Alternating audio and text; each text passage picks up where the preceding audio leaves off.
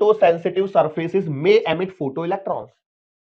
कौन सी वो सरफेस है जो फोटो इलेक्ट्रॉनों को एमिट कर सकते हैं? तो भैया फोटो इलेक्ट्रॉनों को एमिट करने के लिए हम जानते हैं new greater than new not होना चाहिए, लेकिन यहां पर तो वर्क फंक्शन और इंसिडेंट एनर्जी दे रखी है, तो इसका मतलब इंसिडेंट एनर्जी बड़ी होनी चाहिए वर्क फंक्शन से। क्यों? क्योंकि आप देखो ना यहां पर यार, सीधी सी बात है, दोनों जगह एच से मल्टीप्लाई कर दिया तो H new greater than H new not होना चाहिए, मतलब एच न्यू का मतलब incident energy greater than work function.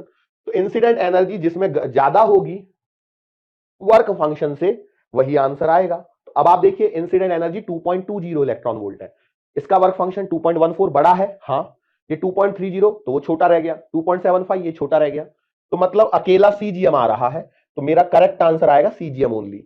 2023 का सवाल है, कितना आसान सवाल है, कर सकते थे आप लोग इस सवाल को एग्जाम में। हाँ बेटा देखो, ये जरूर लैम्डा ऑफ इलेक्ट्रॉन है, ना कि इन इलेक्ट्रॉनों से प्रोड्यूस हुई एक्सरे है, नहीं, यही अंतर है बस इसमें, यही बस इसमें क्या था अंतर था। ये सवाल सीधा सीधा वर्क फंक्शन इंसिडेंट एनर्जी को कंपेयर करा रहा है। आपने बहुत सारे सवाल थ्रेशोल्ड फ्रीक्वेंसी और इंसिडेंट फ्रीक्वेंसी पे मैंने करवाए, बेसिक वाले सवाल याद होगा आपको, याद है? कुछ वेवलेंथ देके, कुछ फ्रीक्वेंसी देके, 5 मेगाहर्ट्ज, 7 मेगाहर्ट्ज, 3 मेगाहर्ट्ज वाला एक सवाल करवाया होगा मैंने लेक्चर में। यस, उसी से मिलता जुलता है, बस बीएस है, यही दिया है, the threshold frequency for the metal.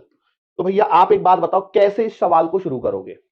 Recall करो बेसिक चीजें, आइंस्टाइन की काइनेटिक एनर्जी वाली इक्वेशन लगाओगे, इसे लिखोगे इंसिडेंट एनर्जी माइनस का वर्क फंक्शन, यहीं से शुरुआत करते हैं।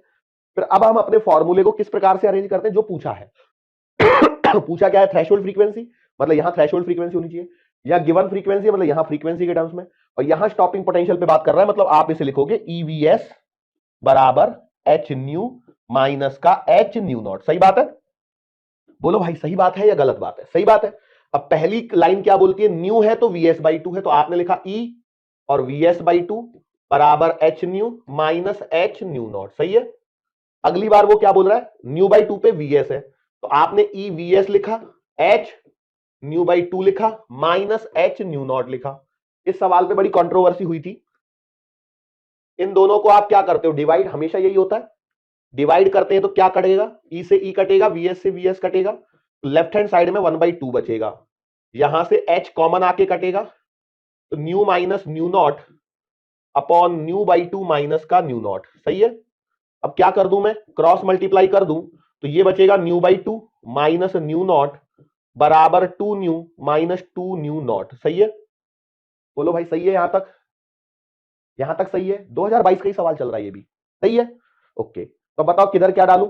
इसको यदि मैं इधर लेके आऊंगा तो ये प्लस का 2 न्यू नॉट हो जाएगा, माइनस का न्यू नॉट, तो कितना बचेगा? न्यू नॉट, और ये न्यू बाई टू उधर जाएगा, तो ये आएगा न्यू नॉट बराबर 2 nu minus nu by two, तो you are getting nu naught बराबर 3 न्यू बाई, तो ये आंसर आ रहा था, ये रहा आंसर 3/2 न्यू।